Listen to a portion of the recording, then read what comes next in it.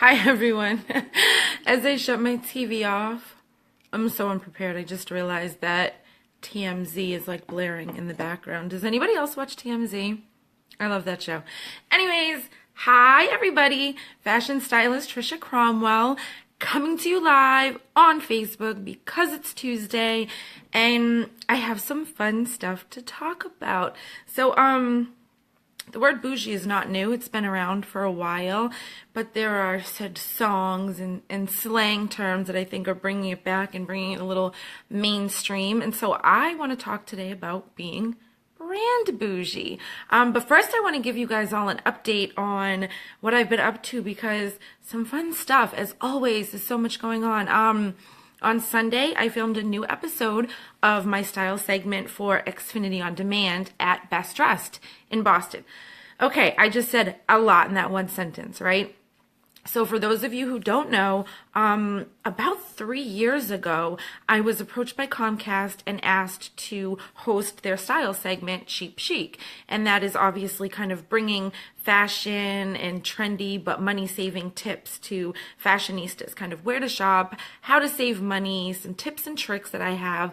And so that's been going strong for a couple of years, and the episodes air on demand under the Get Local tab. So anyone in the New England area, if you have Xfinity, go on demand, go under entertainment and Get Local tabs, and you can see my Cheap Chic episodes. And Xfinity has covered some of my events, like my Style Swap, Clothing Swap, which I have one coming up.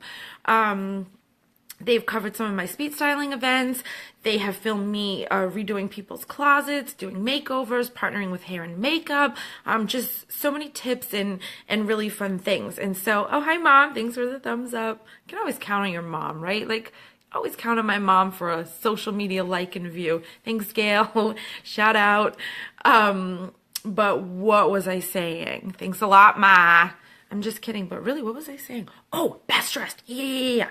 So I had heard about Best Dressed when they opened their store in Charlestown, and then they opened recently in South Boston, and they rent dresses for special occasions or for regular life when you just don't want to shop. You have too many clothes, and once you wear something, it's at an event, you get photographed, you're not going to wear it again, so why hold on to it?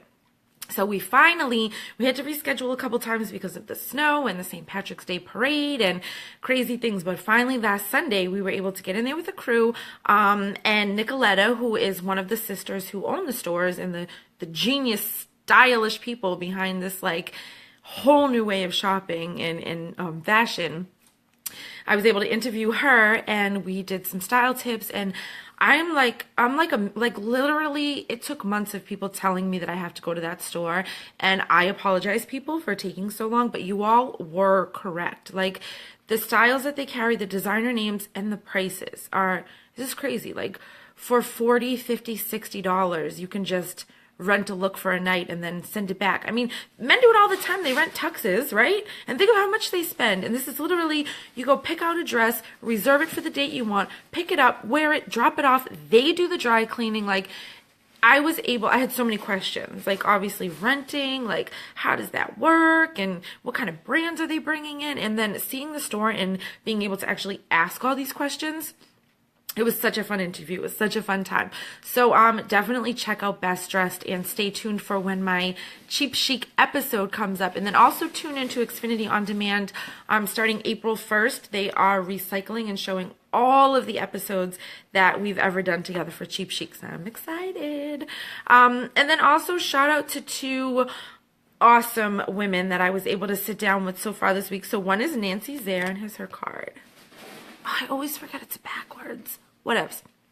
Nancy Zare is a rapport builder, and she actually coaches people on communication and works with a lot of entrepreneurs and companies just to teach people to identify selling and buying behavior and how to use rapport to sell in your business. So we're talking about doing a really fun event together. I think our workshops for helping people kind of establish their style, embrace their brand, and show it and sell it go really well together. So I'm excited to plan with her. And then also Olivia Rosado of Garrity Insurance. I wish she had a picture because she's so freaking cute. Like we're in a networking group together. She's come to some of my events. Every time I see her, she's so on point. She dresses so well. Hair is always like perfection. Livia, you're the bomb. I was also able to sit down with her, and she's going to be saving me some money on my car insurance. So if you have any insurance, car, home, life, or anything, hit her up, right? She's local, and it's girl power. We know we got to support. And then also, I've just been getting ready for my event. So I feel like I've said it like crazy, and I've been posting it like crazy. But my next style swap with Easton Women of Today is coming up, and it's Thursday, April 6th. It's in the evening at the Easton Country Club. It's a ladies' night out. There's vendors, there's raffles, apps, cash bar, and then of course we meet up to go into the swap boutique. So you bring items in your closet, especially now where it's spring and you're maybe starting to clean out, or like it's supposed to be spring but it's still rainy and gloomy, whatever, we'll get there.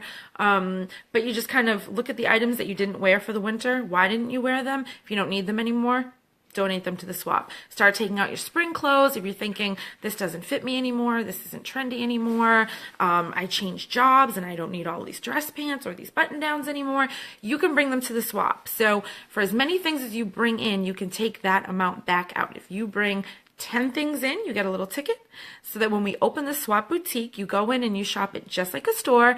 You select your 10 items. I'm on hand to help with any styling or fit questions, and then you go to checkout. We fold it, bag it up for you, and send you on your way as if you just got brand new items. You bring 10 old ones in, you can take 10 old ones out. What a lot of people do though is that they actually take out less than they brought in. And this is where this event really is interesting, and where the charity component is able to come in huge, because you get to clean out your closet, right? And you're bringing 10 things that you don't want anymore. They're just taking up space. And then you may find 4 things that you love, right? So what's better than clearing out, bringing 10 in, taking 4 out, but you know you really love them? What happens to the other 6? They get donated to Project Hope. So this entire event, I partner with Easton Women Today, and they are a nonprofit group. They help a wide range of charitable organizations, families in need, both local and statewide.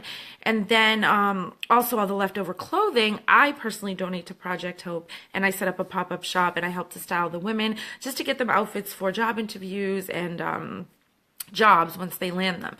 So it's very exciting that I'm getting prepared for that, and I actually will start posting a week before the event. I always start posting sneak peeks. So I've collected some items, some donations, and I will start to post those so you guys can get a little sneak peek and kind of start the swap action about what's going to be there. And so if any of you guys at home are attending the swap, if you want to snap a couple pictures, feel free to send them to me through my DM or post them directly on my Trust in Tricia events page, which is on Facebook, Trust in Tricia events. So what I want to talk to you guys about today, right, is being brand bougie. If you've heard the term like being a label whore, sorry, but it's out there. Or just, you know, always wanting to have a name brand or wear name brand things, or if you've heard the argument of, is it worth buying name brand? I feel like I kind of want to set the record straight a little bit, inject my opinion, what's new, and just kind of talk about sometimes where I think it's okay to be brand bougie, and it's okay to be a label whore, and it's okay to want a finer quality for certain pieces because it's actually necessary. So if you think about like everyday life, like think about your thread count for your sheets, right? If you'd prefer 600 or 800 over 300, 1, I'm with you, and 2, why wouldn't you do the same with your undershirts or your t-shirts, right? One of my big things is Q-tips. Like, I don't think that you can get like generic brand Q-tips. Like Equate from Walmart Q-tips, they're not the same. Like I love a good, like just getting in there. Like, sorry TMI, I know Q-tips are bad, blah, blah, save it. It feels so good, right? And like you can get in there with a Q-tip, but like the Equate brand, they like bend. And I'm trying to get up in there and they just like bend. And it doesn't work. I can't do store brand Q-tips. I can't do store brand dryer sheets. Like if you've ever gone to the dollar store to get dryer sheets, they don't smell like anything. You put like 56 of them in the dryer, your clothes still don't smell, and they're not any softer, right? Like I need the name brand. Now I'll go to the dollar store all day for like plasticware, utensils, like party goods, tablecloths, like plastic serving dishes, gift bags. Stop it. Why would you pay like $5 at CVS or $3 or $4 at Target for a gift bag when you can get like a huge one at like the dollar store for $1? Anyways, sometimes like the ribbon that is the handle will fall out before you put the item in it. But I mean, it's all about presentation. Make the tissue paper cute and get the tissue paper at the dollar store too. Anyway, I digress. As far as clothing and fashion are concerned, there are just times where I feel like buying name brand makes sense. And it's kind of a pet peeve of mine. And I've heard a lot of people say things like, especially when I was working for Ralph Lauren, to say, why is that so expensive? Why is the sweater $98? It's just to wear his name. It's just to wear the name Ralph Lauren. You're paying that much. Kind of a pet peeve, because working for the company and studying fashion and being in this industry, I understand the back end and the life cycle and creation of merchandise, the design inspiration, how many moving parts go into it, right? So when you buy something of Ralph Lauren, you're not paying to wear Ralph Lauren's name on you. That's not accurate. You are paying to be part of his lifestyle empire. I feel like my lighting is like terrible. But anyways, you're paying for, you're paying for quality and you're paying for reputation. You're paying to know that if you buy one sweater, one season, and one size, you can go the next year and buy the same sweater or something similar to go with it, and it's going to be the same level of quality. You know that it's going to withhold washing and wearing. You know that it's better quality garments. So you're paying for a reputation and almost a guarantee as well, and a lot of other things. So like as far as the quality of merchandise, this is kind of how it goes, right? So when the big designers, like the big fashion houses, many of them European, love that Ralph Lauren is American here, but they do so much to come up with trend inspiration and to come up with the themes and the colors and the fabrics and the patterns and just the design stories behind each season's line that they come out with.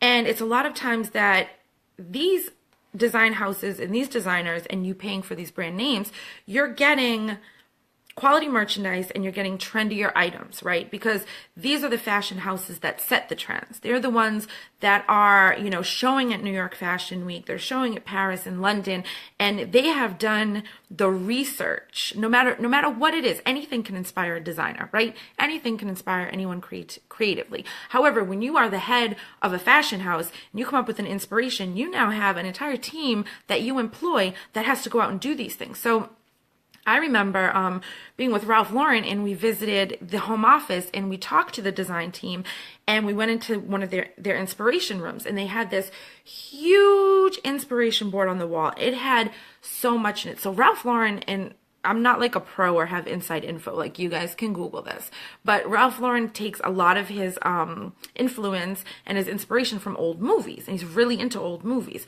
So this particular inspiration board, I don't remember the movie, but it had like pictures from the movie printed. It had thread on there. It had a bunch of different textiles. I think there was like an acorn on there. It had some plaid prints. It had green and blue colors. I mean, there was so much that went into Ralph Lauren saying, oh, I just watched this movie and I'm inspired, and that's the inspiration of the new collection, to this team then being tasked with taking his interpretation and making it come to life, right? And those are a bunch of salaries that you have to pay for and a bunch of hours in a project, and it's just research to bring you the trendiest things. So what happens with kind of the like the private label items or like the kind of the store brand name items is that they follow these big fashion houses and designers as well. They take inspiration, but then they wait like a season or a year and they make sure that the style sticks before they start to mass produce it. So if you're getting an item, quote unquote, brand name, it's typically trendier and newer and fresher on the scene than if you're getting something that has been mass produced, because it's all about money for them. And it's all about, it's not about upholding a certain price point or value or reputation in a store. It's about a quick sell. So they want to monitor and see what's selling. And then after their production time, it could be a year later that we're seeing this style now being mass produced. They're also doing it cheaper. So they're using cheaper fabrics. They're using cheaper techniques. And so you're not getting as good of a quality. Like, for example, again, with Ralph Lauren, I remember I was with children's wear, and denim is huge. Denim was huge for men, and denim was huge for boys. But for girls, like tween sizes and like toddler sizes, so 2 to 16, denim was kind of tough. And so they did a big launch. They launched like 3 styles and 3 washes, and then they really listened to feedback. Of course, my phone is ringing. They really listened to the feedback that they got from their clients about fit, and they realized that a lot of people were saying that the fit isn't good, the waistband is gapping, the seat doesn't really fall in the right place, the hem is a little bit off. So this was like a red alarm, fire, 5 alarm, whatever you call it, to equate to a fire. It was like a big friggin' deal, right? So they kind of like pulled everything. They stopped with denim for like the season or for several months so they could perfect it. And they had a bunch of kids come into the office, and I wasn't there, but I heard about this, and it was like overrun with girls, right? From toddler, all the way up to 12 years old. And they just had them trying on jeans, trying on jeans, trying on jeans. And the design team worked with the technical pieces to fix some fits, had the kids come back and had them try and try. And it wasn't until like at least a year later that they came out with this new, better denim line. But the fact was that they were so concerned about reputation. They didn't just want pieces to sell and they count their profit, right? It's about reputation, it's about fit, and it's about getting it right. So all of those hours that the design team had to relook at what they did, and all of the staffing, and to bring all of these kids in and to bring all of these fit models in, that takes money. So in turn, yes, this is what you're paying for, but it's not just because you're wearing a name or wearing a label. There's thought that goes behind the trends, which makes it trendier and in turn your style a little more fashion forward. There's better use of techniques and fabrics. Like for example, denim, right? You've heard of the term like stone-washed denim or sand-blasted denim. That's literally what it means. Like it's literally like a stone, right? So they do this to kind of make the fabric softer in many places, but then also to kind of create those lines, like, oh, my jeans now. I don't know if you guys can see. No. My jeans now that you can't see, but like whatever I tried. They're like sandblasted, right? So there are different techniques. So for stone washing, right, a lot of the companies will get a pumice stone and import it from Italy, which is pretty expensive. They'll throw them in, the stones and the denim, in these huge dryers and kind of let them run. Then there are times where they want to create the designs. Like, you see the designs like in the front of the pants or on the front of the thigh.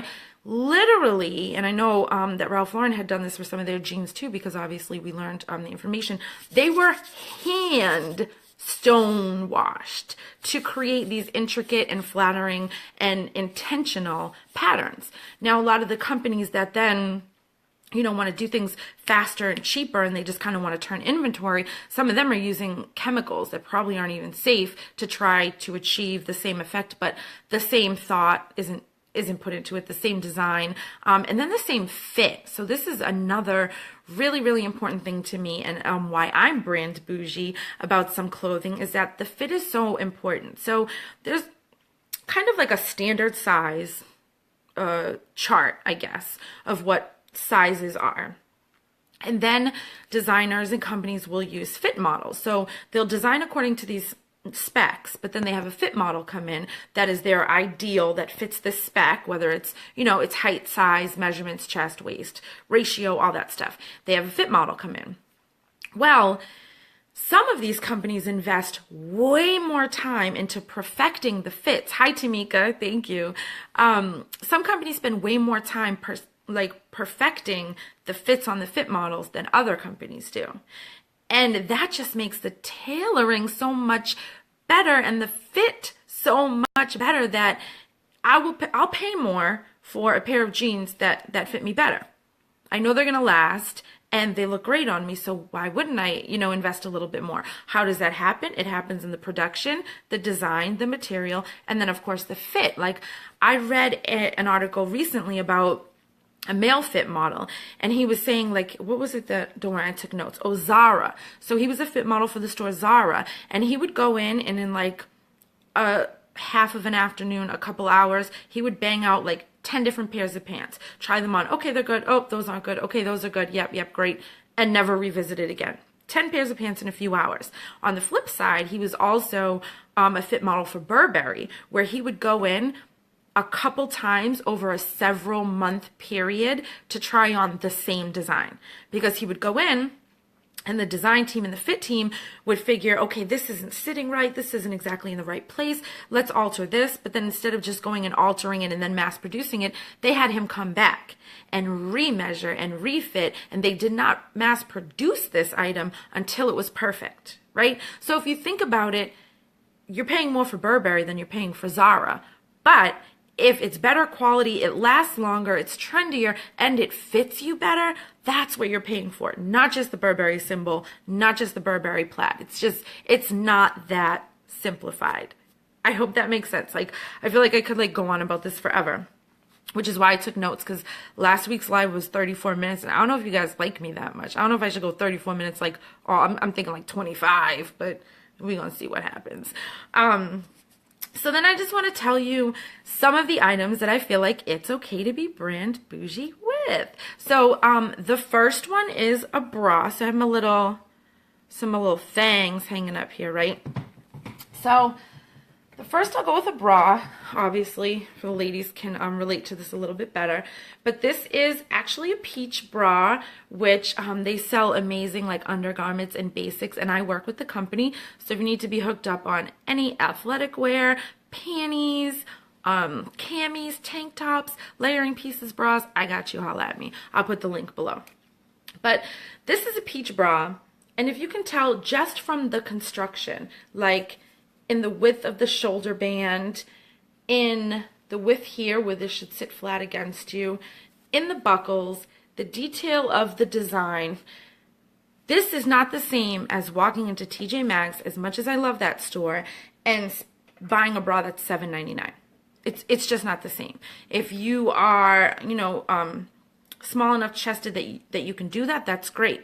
If the girls are larger, a little heavier, east and west pointing, and you kind of need to bring them back and bring them up and hold them up all day, you're not spending $7.99 on a bra. You're not, unless you literally want to buy a bra every new week, a new bra every week, or a new week, whatever.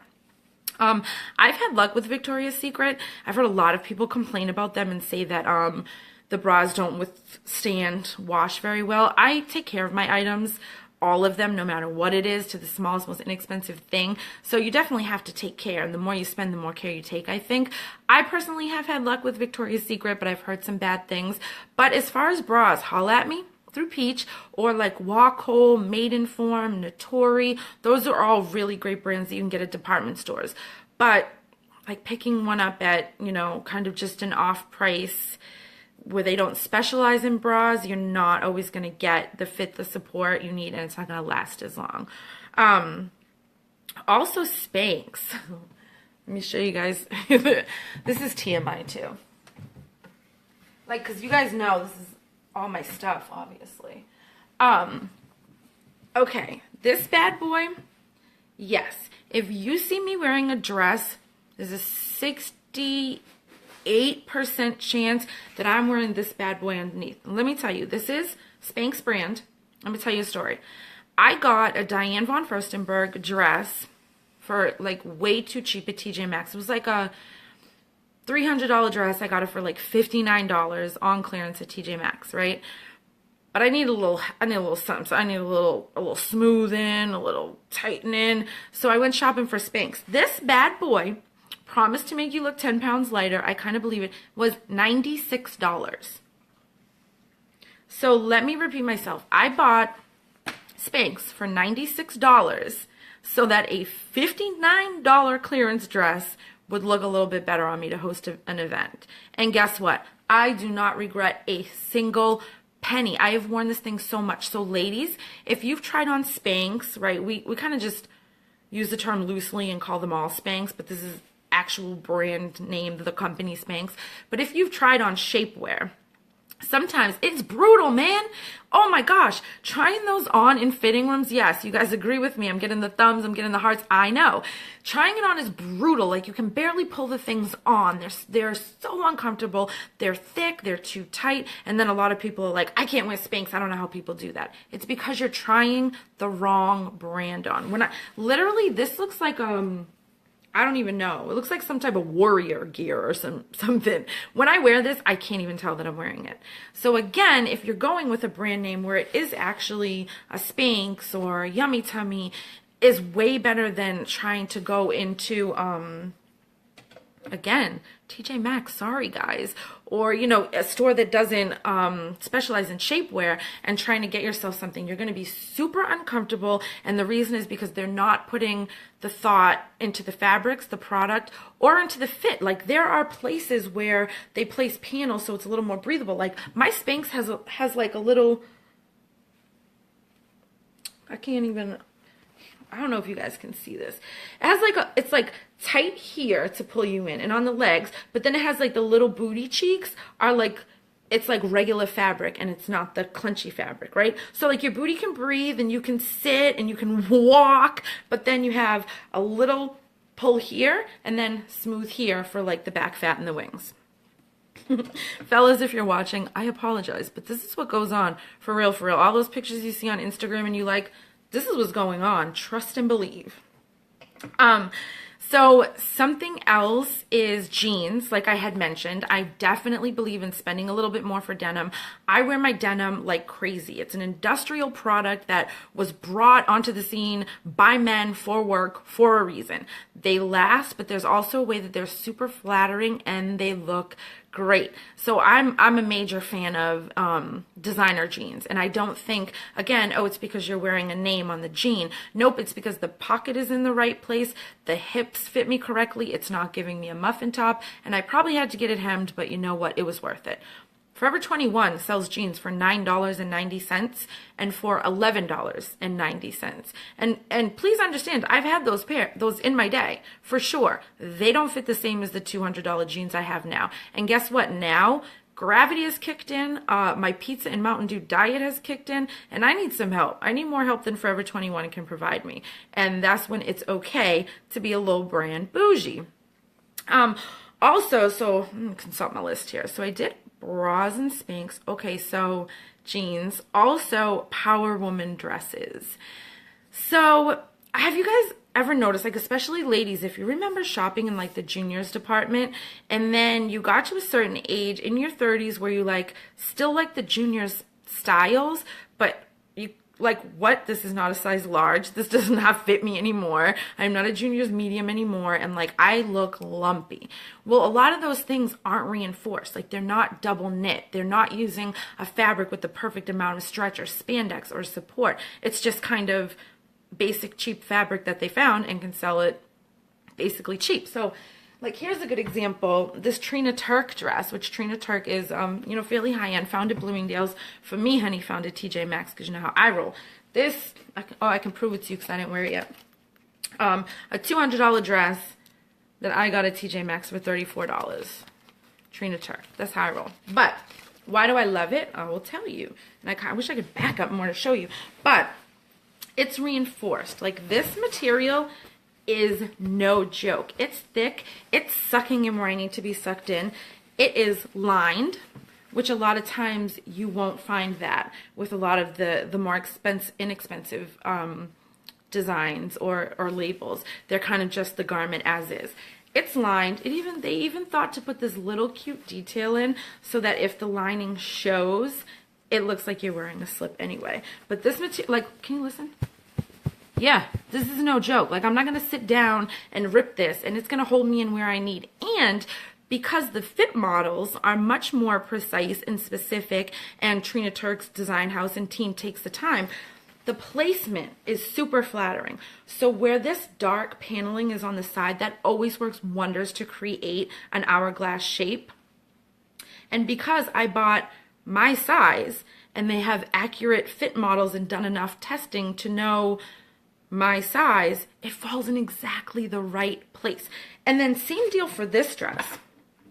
This is Joseph Ribkoff, and I just wore this bad boy. It is so comfortable, but I just wore this to host the Cheap Chic segment at Best Dressed. So it'll be kind of fun when it comes out. You guys can see, and I actually have to post a picture of my outfit. But what I loved about this is that, again, this is my size, and it fit me like my size. This is kind of a crazy pattern with a lot of bright colors, so like a lot could go wrong here, right?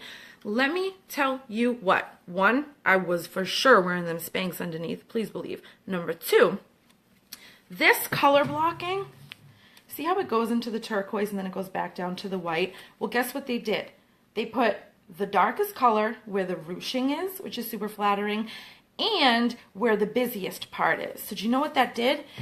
It puts the darker color at my smallest part, which makes my smallest part look even smaller. Again, if a design team wasn't completely invested and researching and trying again and again where print placement should go and where the fit should go, the ruching, the colors, it wouldn't fit me as flattering. So it is worth spending a little, or it is worth scouring the off-price stores to get it off-price, because you know I'm good for that. And then lastly, shoes and purses. So, I mean, there are like studies done, like even when I went to school at Johnson & Wales, I had my career, what was that class? Career development class, and they taught you like interview skills, and they taught us there that when you go for a job interview, the first thing the interviewer looks at is your shoes. Like, shoes are a dead giveaway, right? Because you can't really get away with wearing a dirty pair or a ripped pair or even kind of a cheap pair. Oh, Lisa says very informative, got the tips going on. Yay, thank you, I'm so glad you're tuning in.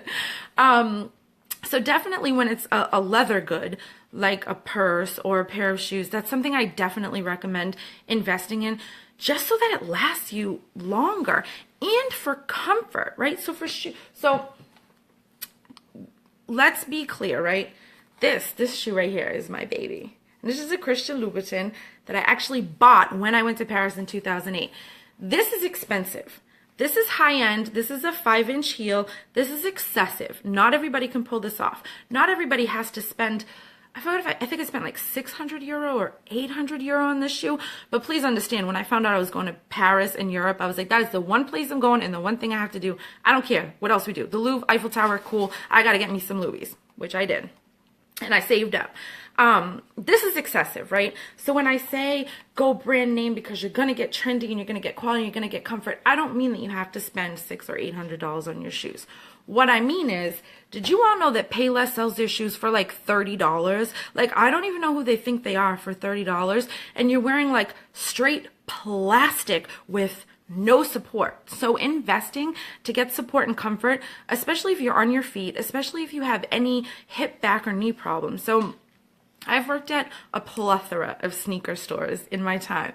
Okay, I've worked at Athlete's Foot, Foot Locker, Foot Action, and Expressions. And we had shoes when I worked at 1000 Degrees. So I've learned a ton just about arch support and pronation and just, you know, how you could throw your hips off and what type of floor you're standing on all day. And I know that investing in the right shoes, whether it's sneakers or whether it's pumps, makes a huge difference, not only for appearance, but for productivity, for comfort, and even for some people for health reasons. So it doesn't mean you have to get a designer shoe, but it means if you need extra support and you go to Clark's, for example, they have great shoes, and you spend $100 or $150 for a pair, I'm telling you that's where it's okay to be brand bougie. Because if you're just running to Target and you're just picking up a pair of flats, you're not going to get any comfort out of that. They might only be $20, they might be cute, but if you're on your feet all day, you're running around,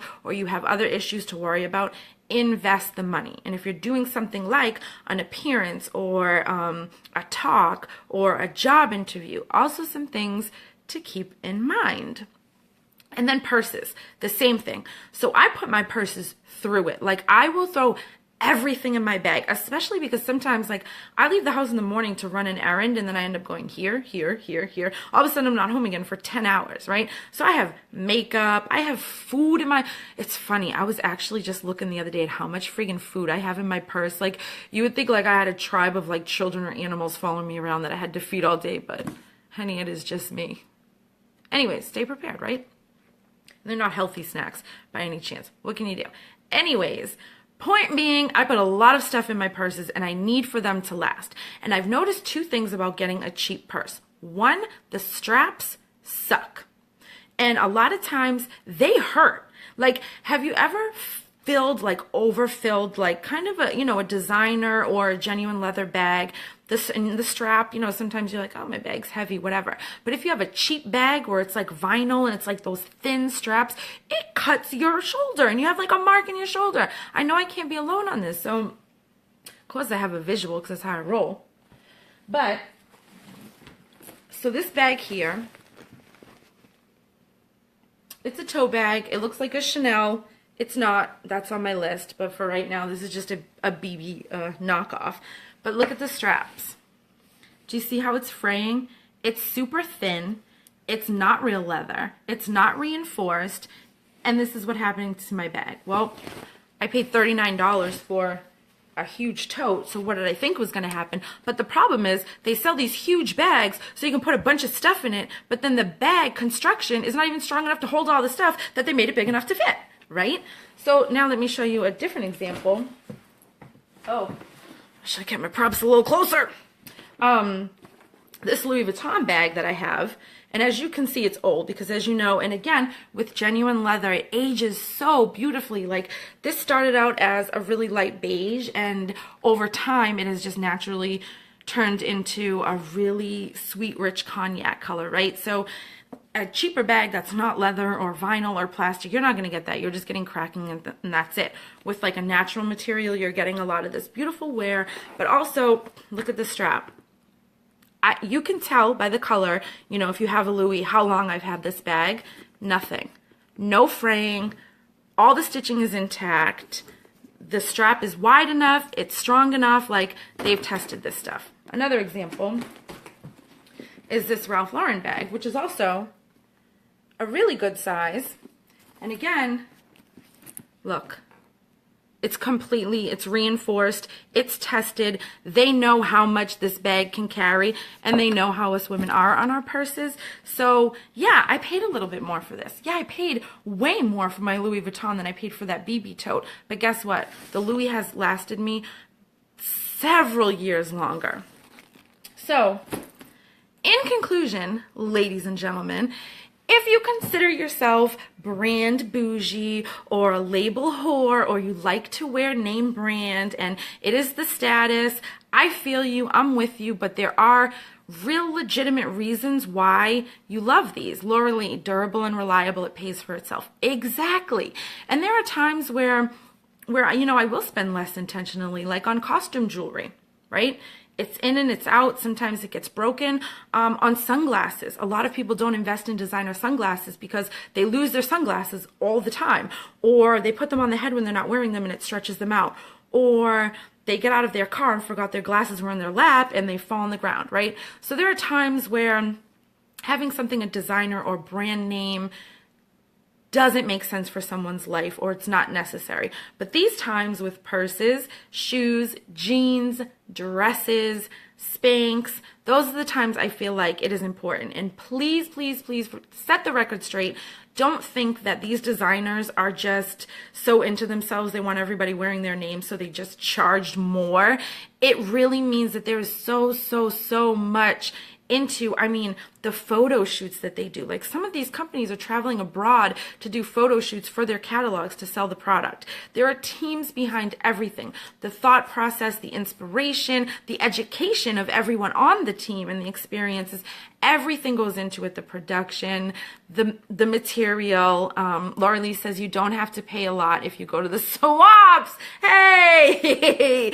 From a VIP swapper from the beginning, thank you for the plug. That's right. Now you can take these designer items that last a while, and if you're done with them, bring them to the swap and trade them for other designer items. Thank you for that. But thanks everyone for tuning in. I hope this helped. If you're brand bougie, flaunt it. I'm with you. I'm fine with this. And comment below. Leave me comments and let me know, what brands are you bougie about? What things will you invest in that you would not get a store brand? Like Mountain Dew, right? I'm doing the Dew right now. I'm a Mountain Dew fanatic. Don't give me Mountain Mist. I don't want Mountain Spring Wash Mist, Shaw's brand. No, that is not Mountain Dew. Like, there are just some times where the generic or the store brand doesn't measure up. And I hope I've covered those for you all. Stay tuned. I do this every Tuesday, so always let me know if you have any questions or comments, and check me out. Thanks for tuning in, y'all.